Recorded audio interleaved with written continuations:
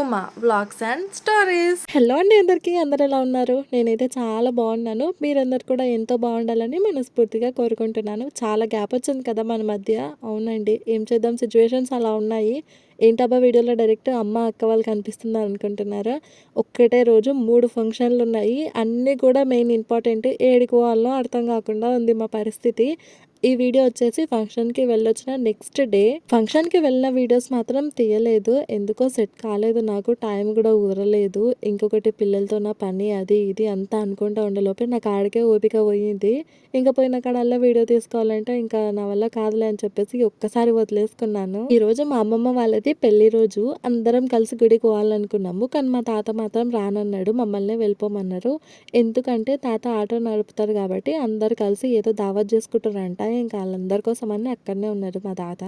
ఇంకా మేమైతే రెడీ అయినాము. మా అక్క వీడియో కాల్లో చూపిస్తుంది మామకి.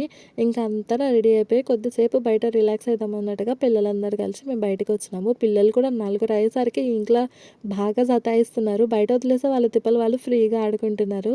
పిల్లలు మాత్రం చాలా బాగా రెడీ అయ్యారు కదా. ఆడపిల్లలేమో క్యూట్గా ఫొటోస్కి వీడియోస్కి చూస్తున్నారు. మొగరాయిలు చూడండి ఎంత పోజులు కొడుతున్నారు.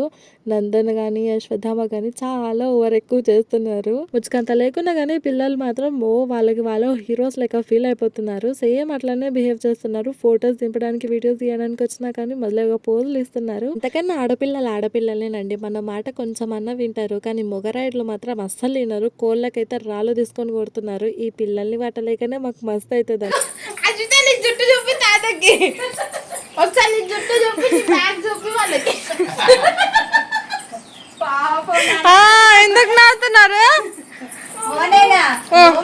పండు ఇక్కడ తుడుస్తారా పావురం తెల్ల అమ్మమ్మ ఇక మది తుడిస్తే ఏం రావట్లేదు. పాపం నా చిట్టి తల్లి చెట్లకి ఆడుకుంటుంటే సడన్ గా కాకొచ్చి నెత్తిన రెట్టేసిపోయింది. దానికి ఇక అందరం నవ్వుతున్నాము. ఈడనేమో వర్షినామని కాళ్ళ మీద ఆడిపిస్తున్నాను. ఇది మాత్రం నా జిరాక్స్ కాపీనేనండి. అది నా దగ్గర ఉన్నా లేకపోయినా రోజు ఇద్దరం కలిసి తిట్లు తింటాము. ఎందుకంటే సేమ్ ఇద్దరు ఒకటే లాగుంటాయి. ఆలోచనలు కానీ పనులు కానీ బద్ధకం కానీ. దానికి కూడా నాకు ఉన్నట్టుగానే ఉంటుండే బద్ధకము. అంటే పెళ్ళికి ముందు నేను ఇంతగానో పనిచేసేదాన్ని కాను. ఇప్పటికీ చాలా సార్లు చెప్పినా మళ్ళీసారి చెప్తే మీకు కూడా బోరే అనిపిస్తుంది.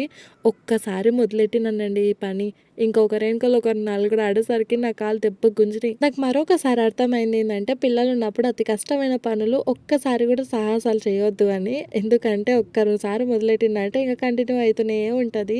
ఇంకా ఇంటి దగ్గర నుంచి అయితే బయలుదేరినాము గుడికి వెళ్దామని. ఏడుకు లేదు, ఇంకా ఎప్పుడు వెళ్ళే కాడికి సోమశిలనే. ఇలా ఎప్పుడన్నా సందర్భాలు వస్తే మేము చాలా వరకు సింగోటం నరసింహస్వామి దగ్గరికన్నా లేకపోతే సోమశిల లింగం దగ్గరికన్నా పోతాము. అంతే, పెద్దగా దూరం అంటే ఎక్కడ తిరిగాము. ఈసారి ఇంకా మా ఆయన కూడా రాలేదు, ఆయన ఇంటి దగ్గరనే ఉన్నాడు, పని ఉందని చెప్పేసి. ఇక మా డాడీని తోలుకొని పోతున్నాము. డాడీకి కూడా కొంచెం హెల్త్ మంచిగా లేదు.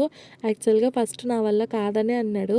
ఇంకా తర్వాత ఇంటి దగ్గర ఉండదులే, ఇంకా మంచిగా గుడికి పోతే బాగుంటుంది కదా అన్నట్టుగా ఓపిక తెచ్చుకొని మా అందరినీ తీసుకొచ్చిండు. ఫస్ట్ యాక్చువల్గా అందరం కలిసి ఉమామహేశ్వరం పోదామని అనుకున్నాము. కానీ నాన్నకి హెల్త్ బాగాలేదు కదా, నా వల్ల కాదు, నేను డ్రైవింగ్ చేయలేను అని చెప్పిండు. ఇంకా ఆయన కోసం అని ఇంకా దగ్గరున్న సోమశిల కాడికి తొలగపో అంటే సరేలే అని ఓపిక తెచ్చుకొని మరీ వచ్చిండు మా నాన్న. ఎప్పుడు వచ్చినా కానీ గుడికి అస్సలు పదే పదే ఇడికే కదా వచ్చేది, ఇంకా ఇడికైనా పోదామని అనిపించదు. ఎప్పుడు వచ్చినా కానీ ఇంట్రెస్టింగ్గానే అనిపిస్తుంది. ఈ సోమశిలలో నార్మల్ టైంలో పెద్దగా జనం ఏమి ఉండరు, కానీ శివరాత్రి రోజు మాత్రం చూడాలి అసలు ఎంత మంది ఉంటారో. ఇంకా అన్నదానం కూడా పెడతారు శివరాత్రికి. ఈసారి మేము రాకపోతే పోయినసారి వచ్చినాం, ఎందుకంటే మాకు మాల లేకుండా కదా. నేను మా అమ్మమ్మ పిల్లల్ని తీసుకొని వచ్చింటిమి శివరాత్రి గిడికి. మాకు దగ్గరలో ఉన్న ఈ సోమశిల, ఈ సింగోటం ఇవన్నీ మేము బాగానే తిరుగుతాము. కాకపోతే మా అక్కతో పాటు నేను తిరగడమే నాకు కొంచెం డిఫరెంట్ ఎక్స్పీరియన్స్ అనిపిస్తుంది. అదే నేను ఒకవేళ హైదరాబాద్కి కానీ వెళ్తే అందరం కలిసి హాయిగా షాపింగ్ మాల్స్కి షాప్స్కి ఇష్టం వచ్చినట్టుగా హ్యాపీగా తిరుగుతూ ఎంజాయ్ చేస్తుంటాము. ఇంకా పార్కులు కూడా ఉంటాయి. అందులో నాన్న ఎక్కడైనా తీసుకుపోమంటే వద్దనకుండా తీసుకుపోతుంటాడు కదా. అదే ఒకవేళ మా అక్కనే నా దగ్గరికి ఊరికి కానీ వచ్చిందంటే మేము ఇట్లా రావాల్సింది గుడికి తప్ప వేరే ఎక్కడికి వెళ్ళలేము. ఒకవేళ తిరగాలనే ఆలోచన ఉన్నా కానీ 10 రూపాయల సామాన్ షాప్కి మాత్రమే పోగలుగుతాము. అది కూడా మమ్మల్ని తొలగిపోయేటోళ్ళు ఎవరో ఒకరు ఒక్క తెచ్చుకొని ఉండాలి. కానీ ఎవ్వరు లేరు. ఈసారి అసలుకే పోలేదు. ఇంకా 10 రూపాయల సామాన్ షాప్కి కూడా నేను ఎన్నో సార్లు తిరిగినా, కానీ మా అక్క అప్పుడప్పుడు వస్తుంది కాబట్టి ఎన్నిసార్లు అడిగినా కూడా ఒక్కరు కూడా తీసుకుపోలేదు ఇప్పటికీ ఆ షాప్కి. పాపం ఎప్పుడు వెళ్ళాల్సింది ఉంటుందో ఏమో మా అక్క. ఈసారి అయితే బాగానే అడిగింది, కానీ తీసుకుపోయేటోళ్ళు ఎవ్వరు లేరు ఓపిక తెచ్చుకొని.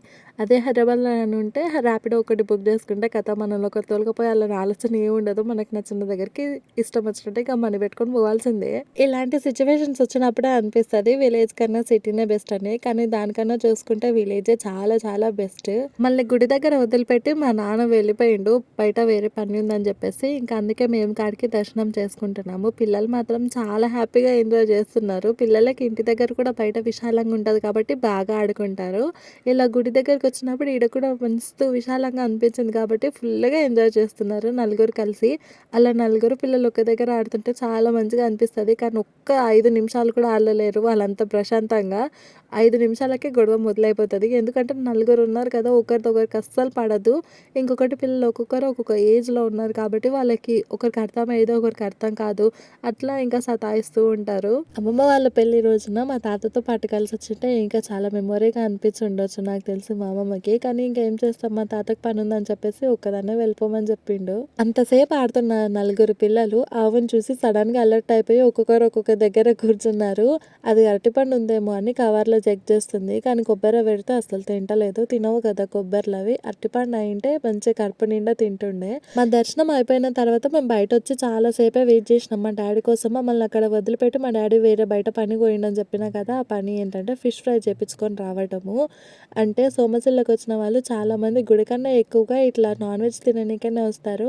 సోమశిల అంటే ఇంకా తెలిసిందే కదా అందరికీ, కృష్ణా రివర్. అందుకే చేపలు చాలా ఫేమస్ కాబట్టి చేపలు తినడానికి ఎక్కువగా ఇష్టపడుతుంటారు. మా నాన్న కూడా ఈ పని మీద బయటికి వెళ్ళిపోయినాడు, దర్శనం చేసుకోలేదు మా నాన్న ఈసారి. ఇంకా అందరం కలిసి ఆడ ఉంటే కొంచెం ఇబ్బంది అనిపిస్తుంది, ఆడ సెట్ కూడా కాదని చెప్పేసి ఇట్లా చెట్ల కిందకి వచ్చి ఇక్కడ కూర్చొని తింటున్నాము.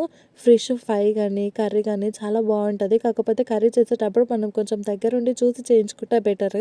ఎందుకంటే ఏడువాడ అంటే ఇట్లా పేస్ట్ పట్టకుండా డైరెక్ట్ వేయడం, చింతపండు డైరెక్ట్గా పాడేయడము గట్లా చేస్తూ ఉంటారు. మనం ఒప్పుకుతున్న దగ్గరుండి చూసి కరెక్ట్గా మనకి ఎట్లా కావాలంటే అట్లా చెప్తే వాళ్ళు అలానే చేసిస్తారు. కానీ ఫ్రై మాత్రం చాలా బాగుండే టేస్ట్.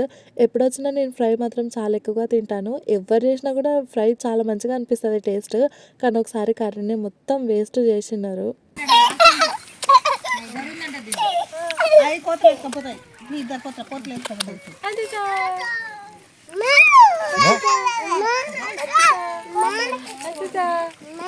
అమ్మా నాన్న అమ్మమ్మ నాన్నమ్మ నాన్నమ్మ నాన్నమ్మ నాని ఇది వస్తుంది. నాన్నమ్మ నానియనా సరే. తాత సీటమ్మా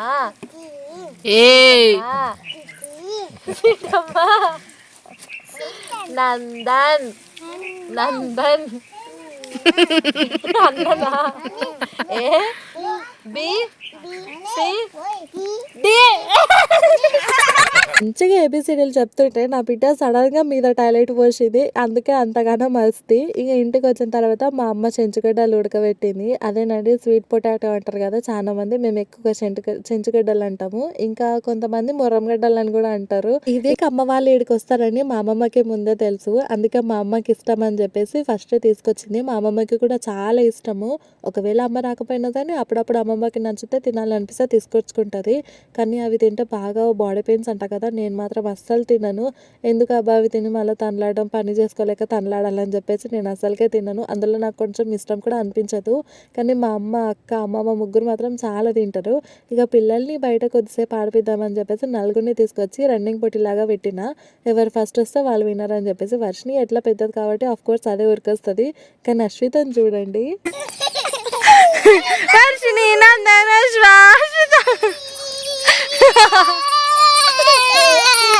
సూపర్. అయ్యో పాపం నా చిట్టి తల్లి చిన్నది కదా పాపం దానికి తెలియదు ఎంత స్పీడ్ కూరుకొచ్చినా కానీ అంతే లేట్గా వచ్చింది. ఇక మ్యాగీ చేసుకొని తిన్నాము నేను మా అక్క పిల్లలకు కూడా తినిపించినాము. ఇంకా నైట్ అయ్యేసరికి బయట ఇలా మంచాలు వేసుకున్నారు అమ్మ వాళ్ళు. ఈ మంచాలు అల్లిపించిన తర్వాత మాకు నిద్ర పోనీకే చాలా తిప్పలు తగ్గిపోయినాయి. ఈ మంచాలు లేకపోతే అసలు ఇంట్లో ఏడంటే ఆడ ఇరుకుతుంటే ఒక్కొక్కరం ఇట్లా అందరూ వచ్చినప్పుడు మస్తు ఇబ్బంది అవుతుండే. ఇప్పుడేమో మస్తు బాగుంది బయట మంచిగా చల్లగాలి కూడా వస్తుంది కదా అని చెప్పేసి ఇక అందరు కలిసి బయటనే మంచం వేసుకున్నారు. నేను మాత్రం ఇంకా యాజ్ ఇంట్లో పడుకోవాల్సిందే. నాన్నకి హెల్త్ బాగాలేదు కదా అమ్మ ఏంటో టాబ్లెట్స్ ఇస్తుంది. ఏమైందంటే బాగా మోషన్స్ అయినాయి, అంటే ఫుడ్ పాయిజన్ లాగా అయింది. అంతకుముందు 4-5 డేస్ నుంచి బాగా ఫీవర్ వస్తుందంట ఇంటి దగ్గర ఉన్నప్పుడే. అయితే ఈ రోజు ఫిష్ తినేసరికి బాగా మోషన్స్ ఎక్కువైపోయినాయి. ఇంతకుముందు కూడా ఉండే మోషన్స్ కానీ మరి ఈసారి ఫిష్ తిన్నాక చాలా విపరీతంగా అయిపోయినాయి. పాపం చాలా ఇబ్బంది పడుతున్నారు డాడీ. మేము చిన్నప్పటి నుంచి అయినా సరే మా డాడీ హెల్త్ ఇష్యూలో ఇట్లా మోషన్స్ ఇంతగానం చూడటం ఇదే ఫస్ట్ టైం. అంటే బాగా హెల్త్ ప్రాబ్లం అనిపించి కాళ్ళు చేతులు గుంజుతున్నాయని ఇబ్బంది పడుతున్నాడు. ఇంకా ఈ వీడియో వచ్చేసి నెక్స్ట్ డే అనమాట. ఆ రోజు మార్నింగ్ ఏందో కానీ సడన్గా ఫుల్గా వర్షం పడింది. అసలు ఈదమ్మ దగ్గరికి పోదాం జాతరకు అనుకున్నాము, మొత్తం అట్టర్ ఫ్లాప్ అయిపోయింది. ఇక జస్ట్ మా ఇంట్లో వాళ్ళు కోల్డ్ డ్రింక్ కోసుకొస్తే ఇంక ఇంట్లోనే వండుకొని తిన్నాము. ఈడనేమో నేను ఫ్రూట్ సలాడ్ తాగుతున్నాను. మా అమ్మ వాళ్ళేమో ఆ రోజు ఉంటారు కదా అనుకున్నాను నేను, కానీ సడన్గా వెళ్ళిపోయారు డిసైడ్ అయ్యి. ఎందుకంటే కారే కదా ఇంకా ఉండి ఏం చేస్తాము ఎట్లా తెల్లవారుజామున లేచిపోయేదే కదా అని చెప్పేసి ఇంకా ఈవినింగ్ అప్పటికప్పుడు 5 o'clockకి మా ఇంటి దగ్గర నుంచి బయలుదేరారు హైదరాబాద్కి. ఈడనేమో నేను బట్టలు చదువుతున్నాను. ఈ పని ఫస్ట్ మొదలెట్టింది మా ఆయన్నే. ఒక్క షార్ట్ కోసం అని బీరువాలో ఉన్న మస్తు బట్టలు తీపిచ్చిండు. ర్యాక్లో ఉన్న ఒక ర్యాక్ మొత్తం తీపిచ్చిండు బట్టలు. తీరా ఆయనకి షార్ట్ దొరికేసరికి అన్ని వదిలేసి వెళ్ళిపోయిండు. ఇంకా అవి నేను చదువుకుంటా కూర్చోవాల్సింది వచ్చింది. నాకు చాలా చిరాకు అనిపిస్తుంది నిజంగా బట్టలు చదవాలంటే. ఎందుకో తెలియదు, ఏ పనైనా ఇష్టంతోనే చేస్తా, ఓపికతోనే చేస్తా, కానీ ఈ బట్టలు చదరాలంటే నాకు అస్సలకి నచ్చదు, ఓపిక రాదు, చిరా అనిపిస్తుంటుంది. ఉతికిన బట్టలే మడత పెట్టడానికి 4-5 రోజులు మనం చీరల మీద పెడతాము. అదే ఉతికిన బట్టలు తీసి మళ్ళీ అన్నీ మంచిగా నీట్గా చదిరి పెట్టాలంటే ఓపికనే రాదు. కళ్ళు మూసుకొని తీసేస్తే ఒక సంచి బట్టలు వెళ్ళినాయి. అవి ఉండే కొద్దీ ఉండింటే బాగానే ఉన్నాయి కదా అనిపిస్తుంది. కానీ యాక్చువల్గా అవి రావు మనకి, వేసుకోవడానికి కూడా పిల్లలకి సెట్ కాకుండా కానీ ఉంచుతా నేను. అందుకే ఇంకా కళ్ళు మూసుకొని అన్ని ఏవైతే వద్దని మనసులో ఫిక్స్ అయిపోయినో దెబ్బకి అన్ని తీసి పడేసి సంచులు వేసి పెట్టిన మళ్ళీ నా కంట్లో కనిపించకుండా. ఈ బెడ్షీట్ నేను మీషోలోనే తీసుకున్నాను. క్వాలిటీ నాకు చాలా నచ్చింది.